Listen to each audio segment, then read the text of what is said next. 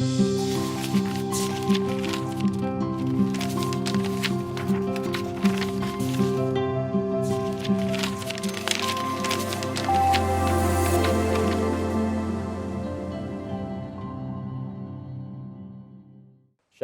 salam sejahtera.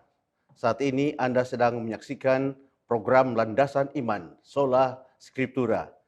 Pada kesempatan ini kita membahas bagian yang kedua dengan judul Kealahan. Mari kita berdoa.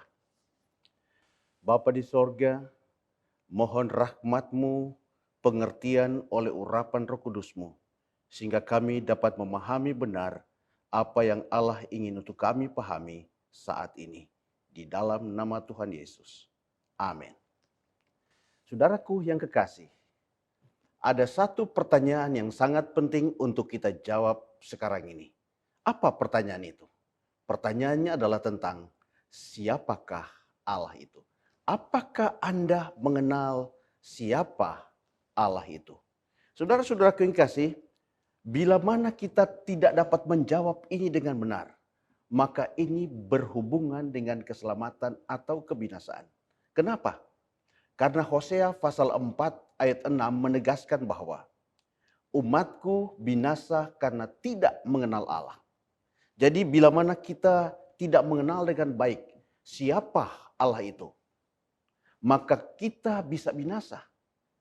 Untuk itu saudaraku yang kasih, mari kita mencari kenal siapa sebenarnya Allah itu. Ada banyak orang yang coba untuk mengira-ngira sendiri dengan menggunakan akalnya sendiri.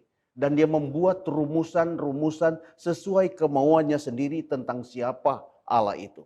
Dan hasilnya adalah kesesatan. Bersyukurlah kepada Allah karena Ia memiliki cara oleh mana atau dengan cara apa Ia menyatakan dirinya kepada manusia. Agar kita manusia ini dapat mengenal Dia dengan benar. Ada beberapa cara Allah memperkenalkan dirinya kepada kita. Pertama, Allah menyatakan dirinya melalui alam ciptaannya. Pemazmur mencatat di dalam Mazmur 19 ayat 2 sampai 4. Dia katakan bahwa langit menceritakan kemuliaan Allah dan cakrawala memberitakan pekerjaan tangannya. Hari meneruskan berita itu kepada hari, dan malam menyampaikan pengetahuan itu kepada malam. Tidak ada berita dan tidak ada kata. Suara mereka tidak terdengar. Kalau Anda memperhatikan ayat ini, maka jelas ayat ini menyatakan bahwa walaupun kita tidak dapat melihat Allah secara fisik, tetapi kita dapat mengenal Dia melalui ciptaannya. Dari kerumitan alam semesta ciptaan Tuhan, triliunan bintang-bintang yang sukar digambarkan oleh kata-kata, sampai kepada ciptaan di sekitar kita, pohon-pohon, hewan-hewan, makhluk laut, burung-burung di udara, hingga kerumitan susunan tubuh manusia, sel-sel tubuh, DNA, gen, semuanya menggambarkan betapa pencipta kita itu hebat dan luar biasa.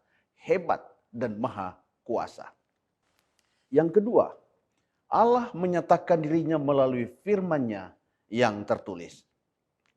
Di dalam firman-Nya yang tertulis kita dapat mengenal Yesus dan melihat bagaimana Yesus menyatakan tentang Bapa.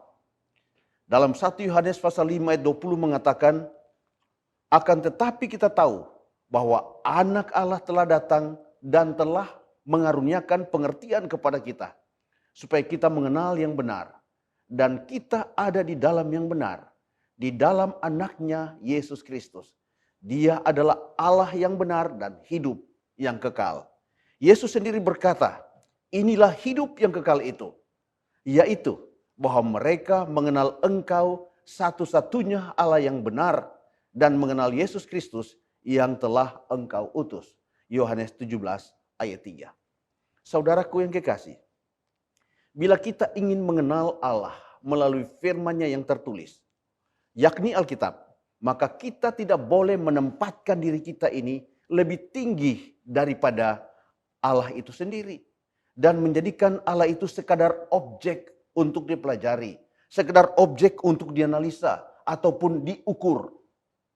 Kita seharusnya tunduk kepada otoritas yang olehnya Allah menyatakan dirinya, yakni Alkitab. Dan biarlah Alkitab itu yang menjelaskan tentang siapa Allah itu. Jangan berusaha melampaui apa yang Allah izinkan untuk kita ketahui. Dan saudaraku, salah satu ayat yang sangat penting yang menyatakan tentang Allah dicatat dalam Ulangan pasal 6 ayat 4 yang menyatakan bahwa Shema Yisrael Adonai Eloheinu Adonai Echad, yang artinya dengarlah hai orang Israel, Tuhan itu Allah kita, Tuhan itu Esa. Nah, ayat ini jelas menyatakan bahwa Allah itu Esa. Allah itu Esa. Hal ini diulangi lagi oleh Yesus di dalam Markus pasal 12 ayat 29. Namun saudara-saudaraku yang kasih, Rasul Yohanes menuliskan dalam 1 Yohanes 4 ayat 8. Dia katakan God is love, atau Allah adalah kasih. Nah, kalau kita berbicara mengenai kasih, maka kasih hanya dapat terwujud dalam kejamakan. Artinya, kasih tidak akan mungkin terwujud dalam kesendirian. Kasih juga tidak akan maksimal kalau hanya dua pihak. Mengapa? Karena kedua pihak itu akan saling mengasihi tanpa saingan. Dalam keadaan demikian, maka cinta diri akan sukar untuk diatasi. Sukar untuk dikalahkan. Tapi, bila mana ada tiga pihak, maka kasih itu akan komplit. Masing-masing pihak akan saling mengasihi dan menerima kenyataan pada saat yang sama, pihak yang dia kasihi itu juga mengasihi orang atau mengasihi pihak lain selain dirinya sendiri. Nah, ini sesuai dengan pernyataan Allah tentang dirinya pada waktu penciptaan. Di dalam Kejadian 3 ayat 22 Allah berfirman, sesungguhnya manusia itu telah menjadi seperti salah satu dari kita. Dan dalam Kejadian 11 ayat 7 disebutkan Allah berfirman, baiklah kita turun. Di sini Allah memperkenalkan dirinya dalam bentuk jamak. Nah, kejamakan ini digambarkan dalam perintah agung Yesus Kristus dalam Matius pasal 28 ayat 19.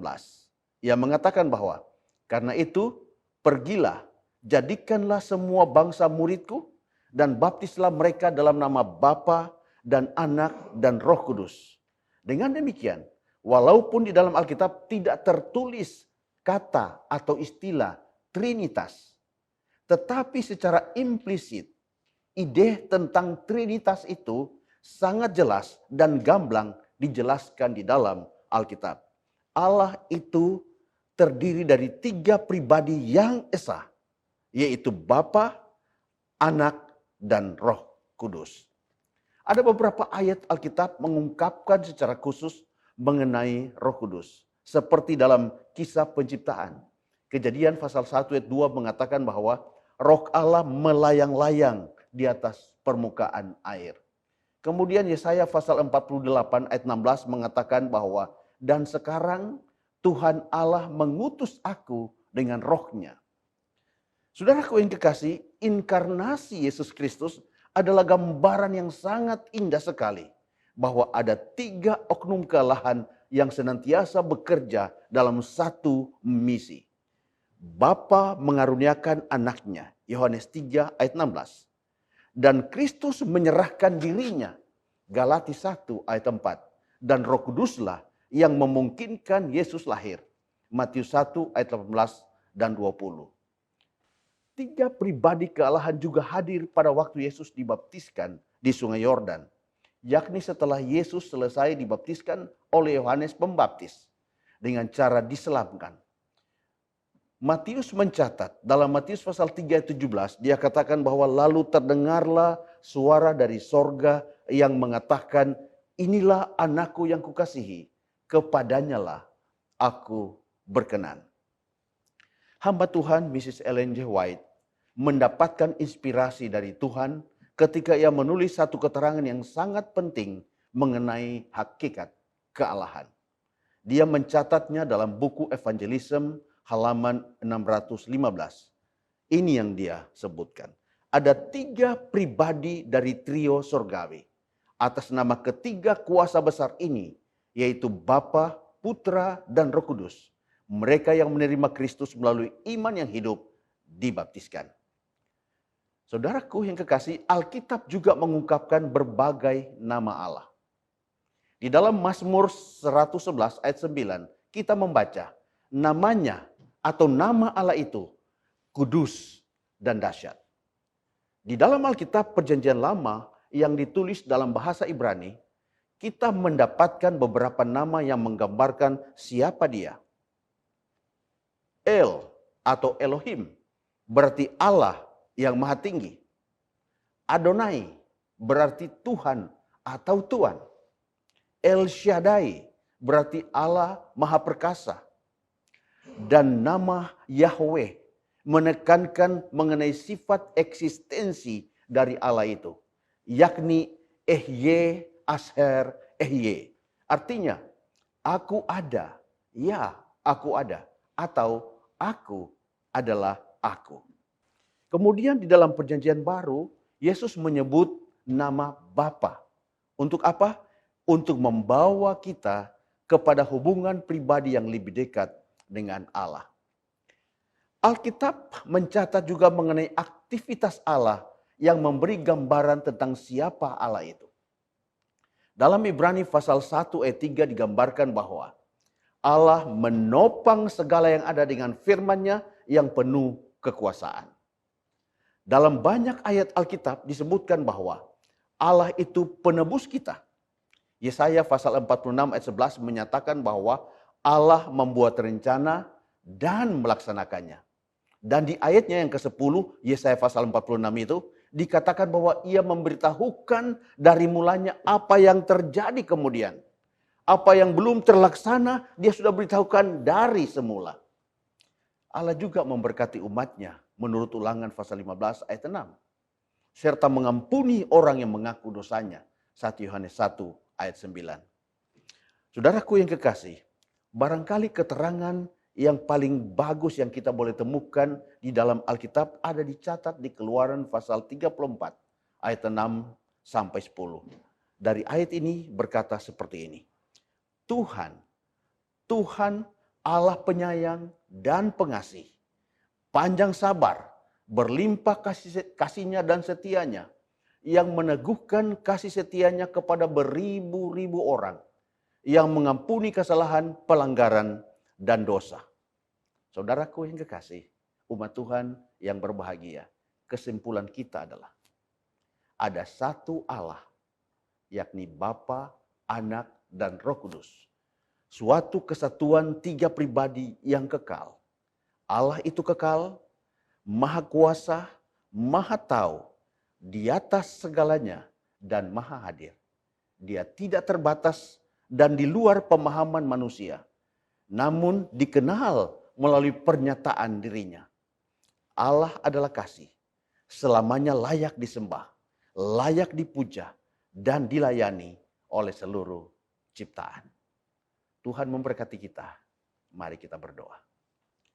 Bapa di sorga, kami telah membahas beberapa ayat yang membuat kami bisa mengenal siapa Engkau sesungguhnya.